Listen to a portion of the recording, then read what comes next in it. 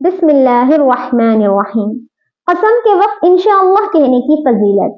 طاؤس رحمۃ اللہ علیہ بیان کرتے ہیں، انہوں نے ابو ہریرہ رضی اللہ تعالیٰ عنہ سے سنا، انہوں نے بیان کیا کہ سلیمان علیہ السلام نے کہا تھا کہ آج رات میں اپنی 90 بیویوں کے پاس جاؤں گا اور ہر بیوی ایک بچہ جنے گی جو اللہ کے راستے میں جہاد کرے گا۔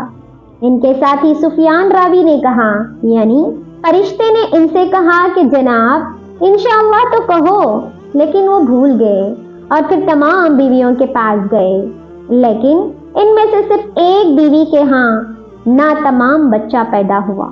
ابو ہریرہ رضی اللہ تعالیٰ عنہ روایت کرتے ہوئے کہتے تھے، اگر انہوں نے انشاءاللہ کہہ دیا ہوتا تو ان کی قسم بیکار نہ جاتی اور وہ اپنی ضرورت کو پا لیتے۔ اور ایک مرتبہ انہوں نے بیان کیا کہ رسول اللہ صلی اللہ علیہ وسلم نے کہا کہ اگر انہوں نے انشاءاللہ کہا ہوتا۔